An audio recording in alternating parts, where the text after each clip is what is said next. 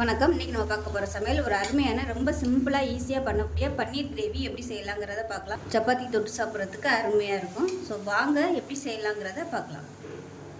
இப்போ ஒரு குக்கர் எடுத்துக்கலாம். மீடியம் சைஸாக ஒரு பெரிய வெங்காயம் கட் பண்ணி வச்சுருக்கேன், சேர்த்துக்கலாம். ரொம்ப பொடியாக கட் பண்ணணும்னு அவசியம் இல்லை, இந்த மாதிரி கட் பண்ணிங்கன்னா போதும். ஏன்னா நம்ம எல்லாத்தையும் அரைக்கத்தான் போகிறோம்.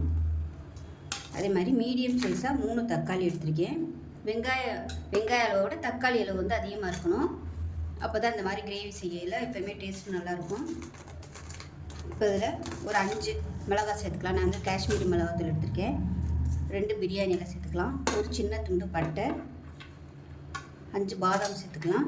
இது கூடவே 5 முந்திரி பருப்பு சேர்த்துக்கலாம். 3 பல் பூண்டு சேர்த்துக்கலாம். 3 துண்டு, அதாவது பூண்டு அதிகமாகவும் இஞ்சி வந்து கம்மியாகவும் எடுத்துக்கோங்க. அதனால் ஒரு 3 துண்டு இஞ்சி எடுத்திருக்கேன். இப்போ அதில் ஒரு டம்ளர் அளவுக்கு தண்ணி சேர்த்துக்கலாம்.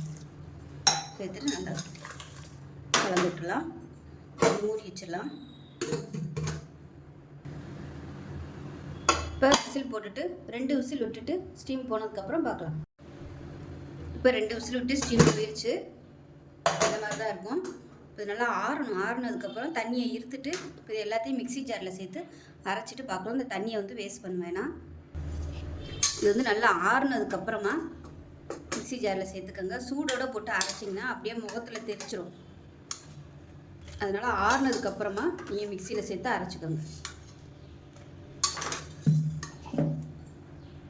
இப்போ நம்ம நைஸாக அரைச்சாச்சு. இப்போ தனியாக இருக்கட்டும். இப்போ ஒரு குக்கர் எடுத்துக்கலாம். இதில் வந்து நெய் சேர்த்துக்கலாம். பட்டர் இல்லைன்னா நெய் எதுனாலும் சேர்த்துக்கலாம். இப்போ இதில் ரீஃபைண்ட் ஆயில் கொஞ்சமாக சேர்த்துக்கலாம். எண்ணெய் சூடானதும் 1 டீஸ்பூன் போல் கஸ்தூரி மெத்தி சேர்த்துக்கலாம். சேர்த்துட்டு இதில் வந்து பன்னீர் சேர்த்துக்கலாம். நான் வந்து 200 கிராம் அளவுக்கு பன்னீர் எடுத்திருக்கேன். இந்த சைஸுக்கு கட் பண்ணி வச்சுருக்கேன். இதை சேர்த்துக்கலாம்.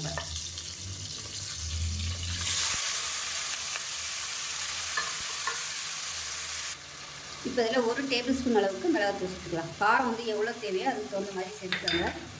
இதில் வந்து கொஞ்சமாக உப்பு சேர்த்துக்கலாம். இது கூடவே மஞ்சள்தூள் வந்து கொஞ்சமாக சேர்த்துக்கலாம். அதே போல் 1/2 டேபிள் ஸ்பூன் தனியாத்தூள் சேர்த்துக்கலாம். இதை வந்து நல்லா பரட்டி விட்டுக்கலாம். நம்ம அந்த மசாலா எல்லாமே பன்னீரில் வந்து போட்டாகிற மாதிரி பரட்டி விட்டுக்கலாம். இஞ்சி பூண்டு வந்து நான் அதிலே போட்டு அரைச்சதுனால இதில் சேர்க்கலை. இஞ்சி பூண்டு பேஸ்ட் வச்சுருந்தீங்கன்னா நீங்கள் இந்த ஸ்டேஜில் சேர்த்துக்கணும். இது வந்து நல்லா கொஞ்சம் ரோஸ்ட் ஆகட்டும். அந்த மசாலாவோட மீடியமான ஃப்ளேமில் ரோஸ்ட் ஆகட்டும். இல்லைன்னா உங்களுக்கு அப்படியே கறி போயிடும் மசாலா. திருப்பி விட்டிங்கன்னா கூட உங்களுக்கு உடையும். இந்த மாதிரி குக்கரை வந்து இப்படி லைட்டாக அப்படி ஆட்டி விட்டிங்கன்னா உங்களுக்கு நல்லா அப்படியே பரண்டு போகிறோம், உடையாது பன்னீர். இப்போ நல்லா கொஞ்சம் ஃப்ரை ஆகிடுச்சு. இப்போ இதை வந்து குடமிளகா சேர்த்துக்கலாம். நான் வந்து 3 கலரில் குடமிளகா எடுத்திருக்கேன். உங்களுக்கு எவ்வளோ பிடிக்குமோ நீங்கள் அதுக்கு தகுந்த மாதிரி சேர்த்துக்கோங்க. நான் வந்து கொஞ்சம் தான் சேர்த்துருக்கேன். இப்போ 3 கலரையும் சேர்த்துக்கலாம். இது வந்து ஃப்ளேவருக்காக மட்டும்தான். இப்போ இதையும் சேர்த்து இந்த மசாலாவோட நல்லா வரும். குடமிளகா ரொம்ப வதக்குனிங்கன்னா குழஞ்சி போகும், டேஸ்ட் வந்து மாறிடும். அதனால் லைட்டாக அப்படி வதக்குனிங்கனாலே போதும்.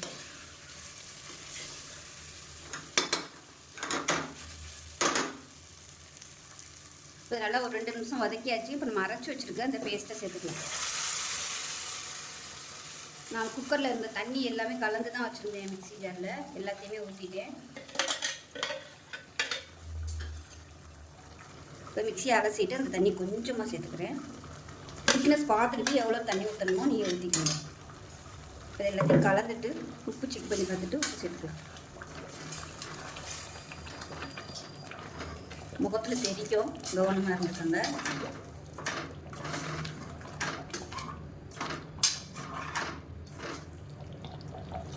உப்பு கொஞ்சமாக சேர்த்துக்கலாம். உப்பு கம்மியாக தான் இருக்குது.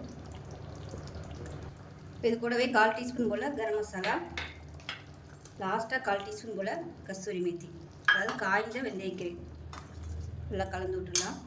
கலந்து விட்டுட்டு குக்கரை மூடி வச்சிடலாம். திக்னஸ் வந்து இந்த அளவுக்கு இருக்கணும். அப்படி ஒரு வேளை ரொம்ப திக்காக இருந்துச்சுன்னா சுடுதண்ணி ஊற்றி அட்ஜஸ்ட் பண்ணிக்கோங்க.